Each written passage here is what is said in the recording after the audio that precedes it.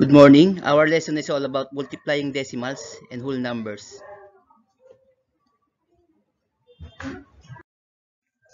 Steps in multiplying decimals and whole numbers. Number 1, multiply like multiplying whole numbers. Regroup if necessary. So, isipin daw natin, ang minumultiply natin ay whole number. So, para lang daw tayong nagmumultiply ng whole number. Example, 4 and 2 tenths times 4. So, isipin mo, yung 4 and 2 tenths ay 42 times 4 lang. So, parang whole number lang. 2 times 4, 8. 4 times 4, 16. Second step, number 2. Count the number of decimal places in the factors. The decimal place in the product is equal to the total number of decimal places in the factors. Bibilangin daw natin yung decimal places ng factors. Pag sinabi natin factors, yung minultiply natin. So, yung decimal place daw na yon ang magiging decimal place ng product natin. So, ang decimal natin dito yung 4 and 2 tenths. So, pagbilang ng decimal place, simula dun sa right side ng decimal, papunta dun sa decimal point. So, halimbawa yung 4 and 2 tenths, simula dito sa unahan ng 2, papunta dun sa decimal point. So, ang 4 and 2 tenths ay mayroong isang decimal place.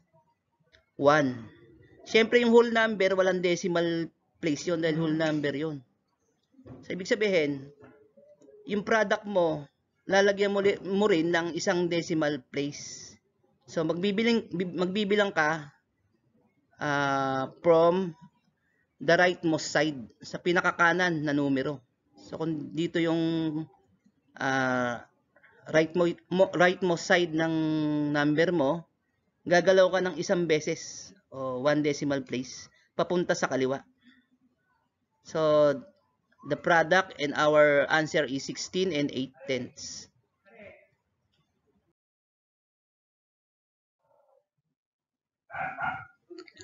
Look at the table below and compute the total calories burned. So we have activities and then the calories per hour per pound. Nakatumbas niya. Halimbawa, jumping rope. Ang calories per hour per pound niya ay 3 and 8 tenths. Walking, 2 and 4 tenths ang calories per hour per pound niya. House cleaning, 1 and 6 tenths. Running, 2 and 5 tenths. And swimming, 3 and 8 tenths. So, gagamitin natin to para makompute yung calories burned.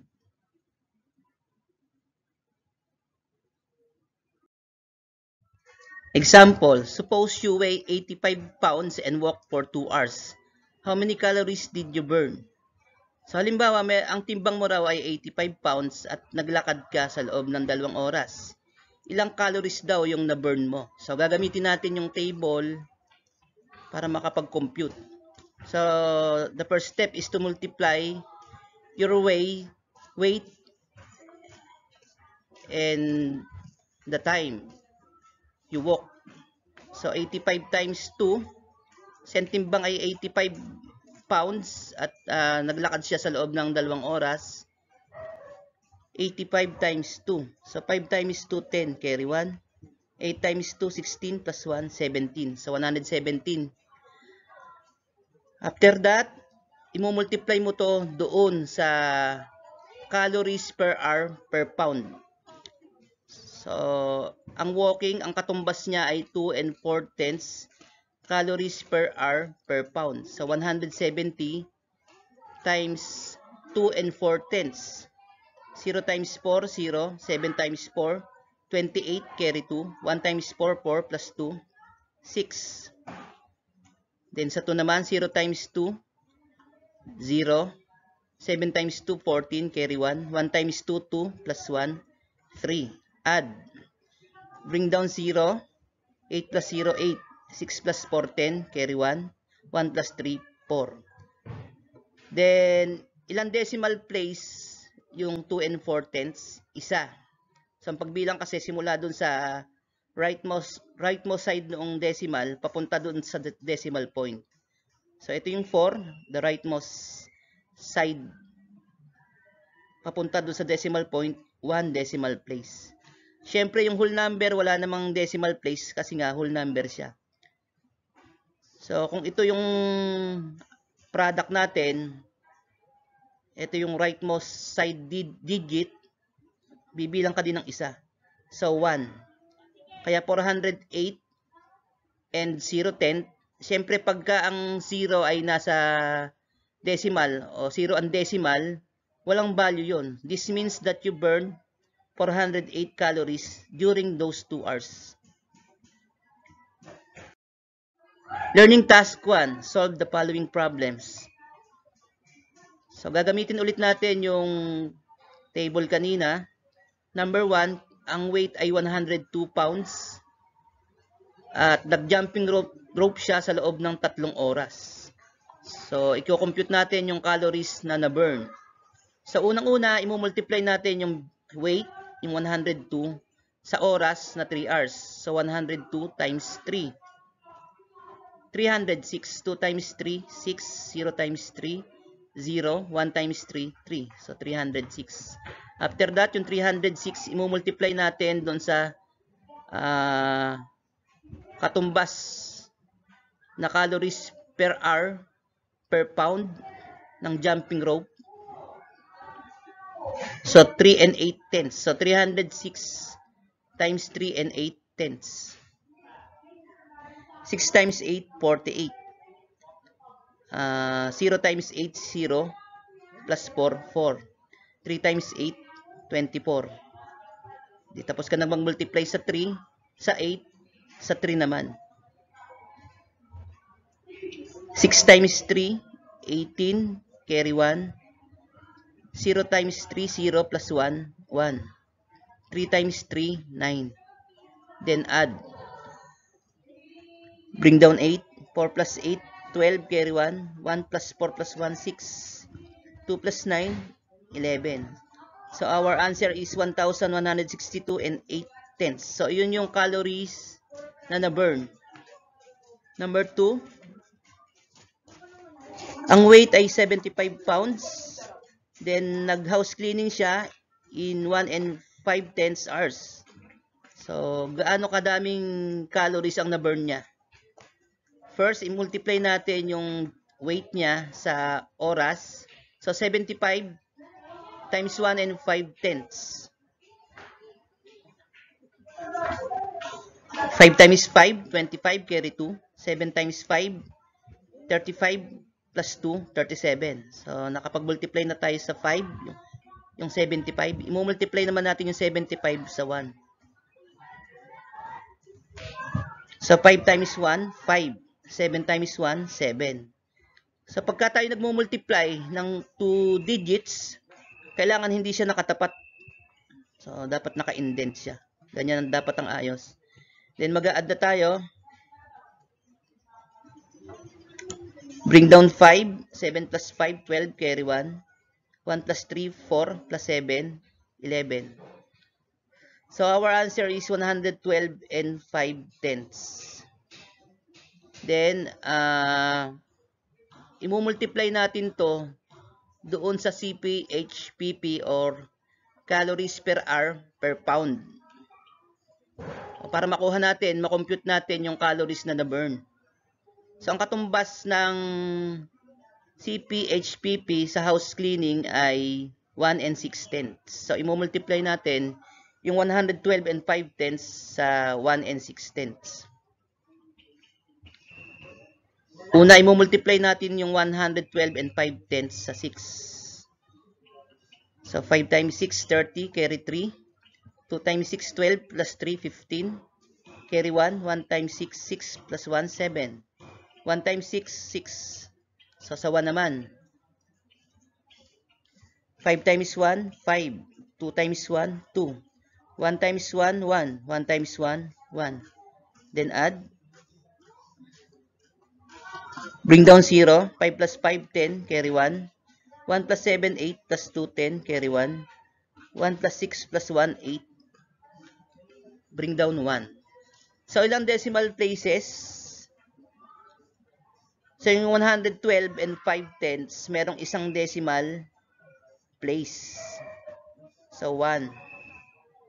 Yun namang multiplier na 1 and 6/10, meron ding isang decimal place. So, ilan lahat? Dalawang decimal places. So, kung ito yung sagot natin, magbibilang tayo ng 2 decimal places papuntang kaliwa. So, 1, 2. So, 100.00. So, alam naman natin na pagka ang decimal ay 0, no value. So, our final answer is 180. So, yun yung calories burned. Learning task 2. Find the product. Number 1, 4 and 2900 times 12. So, i-multiply muna natin yung 4 and 2900 sa 2. 9 times 2, 18, carry 1. 2 times 2, 4, plus 1, 5. 4 times 2, 8. Then sa 1 naman. 9 times 1, 9. 2 times 1, 2. 4 times 1, 4. Then add. Bring down 8. 5 plus 9, 14, carry 1. 1 plus 8, 9, plus 2, 11, carry 1. 1 plus 4, 5. So, ilang decimal places yung 4 and 2900. So, ang pagbilang, simula sa rightmost side ng decimal number papuntang decimal point. So, kung ito yung decimal number mo, 1, 2. So, meron siyang 2 decimal places. So, bibilang ka rin ng 2 decimal places sa product mo. 1, 2. Kaya ang ating final answer is 51 and 48 hundredths. Number 2, 12 and 47 hundredths times 3. 7 times 3, 21, carry 2. 4 times 3, 12, plus 2, 14, carry 1. 2 times 3, 6, plus 1, 7. 1 times 3, 3. So, ilang decimal places ang 12 and 47 hundredths? So, 1, 2. 1, 2. Kaya ang ating product ay 37 and 41 hundredths. 3, 8 and 4 tenths times 14. So, i-multiply muna natin yung 8 and 4 tenths sa 4. 4 times 4, 16, carry 1. 8 times 4, 32, plus 1, 33. Then, sa 1 naman. 4 times 1, 4. 8 times 1, 8. So, siguraduhin lang natin na ganito yung pagkakaayos ng kanyang product. Hindi pwedeng magkatapat. Then, add. Bring down 6. 3 plus 4, 7. 3 plus 8, 11. So, ilang decimal place ang 8 and 4 tenths? So, simula dito hanggang sa decimal point ay 1. So, ibig sabihin, ang ating product ay meron ding dapat na 1 decimal place. So, kung nandito yung ating product, papuntang kaliwa, gagalaw natin yung decimal point, mapupunta dito yung decimal point. Tsaka ganun lang, pagka tenths din yung product natin. So, ito lang naman ang decimal number. Yung 14 ay whole number naman. Yeah, tenths. 117 and 6 tenths. Learning task 3. Solve the given problems. Number 1. If a notebook costs 5 pesos and 25 centavos, how much is the cost of 6 notebooks? So, ang isang notebook daw ay nagkakahalaga ng 5 pesos and 25 centavos. Magkano raw ang 6 na notebooks? So, to find the answer, we must multiply 5 pesos and 25 centavos by 6 notebooks. So, what is the product? 31 pesos and 50 centavos. 5 times 6, 30, carry 3. 2 times 6, 12, plus 3, 15, carry 1. 5 times 6, 30, plus 1, 31. So, ilang decimal places yung 5 and 25 centavos? 1, 2. So, yung product natin, lalagyan din natin ng 2 decimal places. 1, 2. So, the answer is 31 pesos and 50 centavos. Number 2, Mrs. De Guzman class traveled 3 8/10 miles to the first observatory. The next closest observatory is 13 times far. How far is the second observatory to the first? So, yung klase daw ni Mrs. De Guzman ay nag-travel ng 3 8/10 miles sa unang observatory. When we say observatory, yun yung room kung saan inoobserbahan yung mga natural phenomena, katulad ng pagputok ng bulkan, meteor, etc. etc.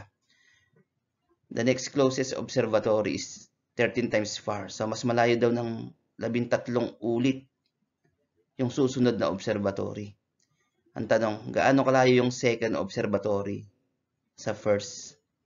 So, syempre, i-multiply natin yung 3 8/10 miles sa 13 para malaman natin. So, 3 8/10 times 13. I-multiply muna natin sa 3, yung 3 8/10. 8 times 3, 24. Carry 2. 3 times 3, 9. Plus 2, 11. Then sa 1 naman, 3 8/10 times 1. 8 times 1, 8. 3 times 1, 3. Then add. Bring down 4. 1 plus 8, 9. 1 plus 3, 4. So, ilang decimal place ang 3 8/10? Isa. Kaya yung product natin ay magkakaroon din ng 1 decimal place. So the answer is 49 and 4/10 miles. So, yun yung layo ng second observatory sa first.